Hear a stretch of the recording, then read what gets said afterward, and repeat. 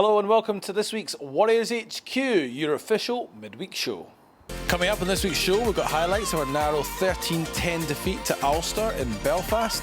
We catch up with head coach Gregor Townsend, and the Game On Kids quiz Rory Hughes. Peterson, the Sydney-born United States international, to the World Cup squad. At the moment he's trying to keep them all in field, which he did, along with his colleagues. Favreau, the Italian international, back from his rib injury, sets the ball back to Ali Price, getting his run at scrum half in the absence of Blair and Pyrgos. Nice offload from Hunter to Johnson. This is Sam Johnson. Gets the pass away to Bryce. On it goes to Murchie, and Jones in the corner. Well, the young backs have certainly delivered there. It is there for Marshall. He gives it to Lutton. And they've made it, have they? Yes, they have. Ulster over the line. It looks like black. 100 games. And a try to go with it.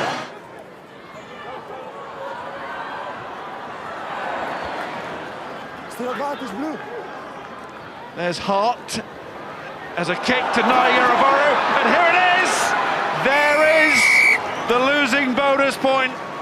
And they deserve that cheer, those players, because they've won the game. We should not forget that.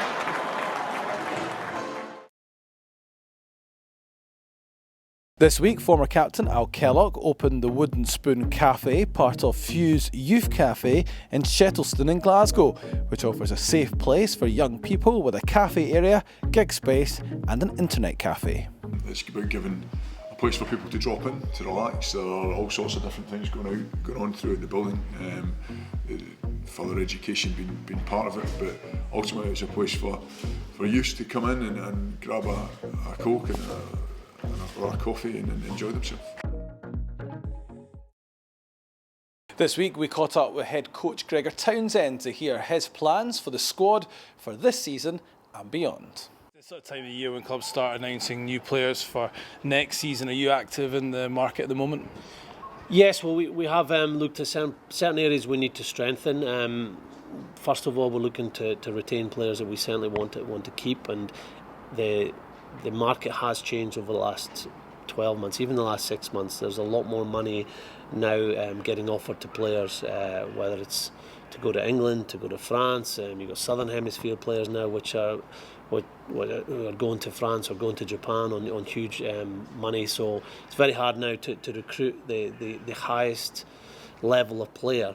So what we have to do is make sure that we retain the players we want to keep, and they help improve the club. But yes, we certainly are looking to announce one or two names over the next few weeks, and I'm very confident the squad we'll have next year will be even better than this year's squad. And that squad next year won't have Tangeli Naiyaravoro in it. He's activated a clause in his contract. He'll be returning back to Australia in the season. You're disappointed to see Tangeli leave after such a short period of time here?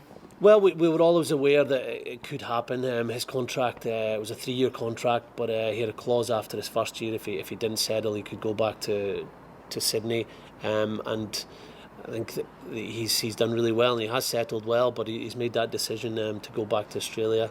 The fact he played a test match before the World Cup, that's obviously a big draw to try and get back in the Australian team, which he wouldn't have been able to do if he'd stayed with us. And he's fitted in well. Him and Leonie have become best friends. He's worked hard, and we've seen some cracking performances from him. We know there's still a bit of improving to do, and we really want to work hard with him over the next few months so he gets into the team, fights for his place in the team and plays well. It's already a competitive group. I was very pleased with the way Rory Hughes and Lee Jones played down at Ospreys.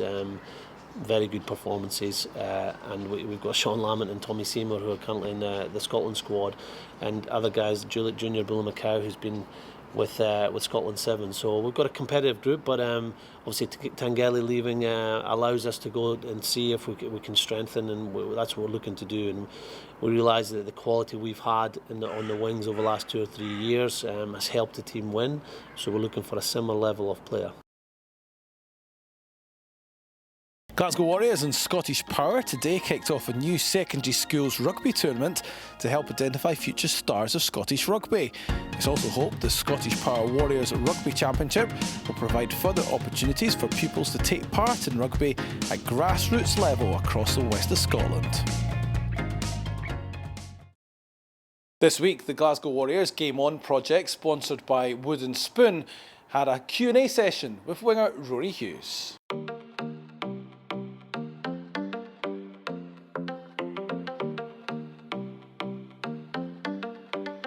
I live my day as if it was the last. Live my day as if there was no past. Doing it all night. We're always open to talk about Glasgow Warriors and show people what it's like on the inside.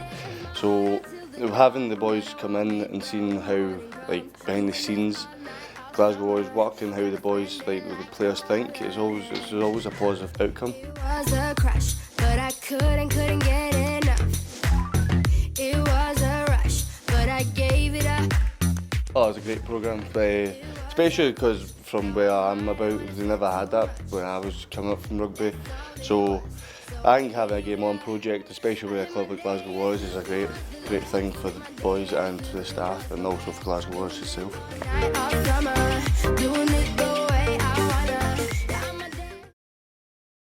That's all for this week. We'll be back next Wednesday at 5 p.m. on Glasgow Warriors TV with highlights of this Friday's game against Munster from Rugby Park.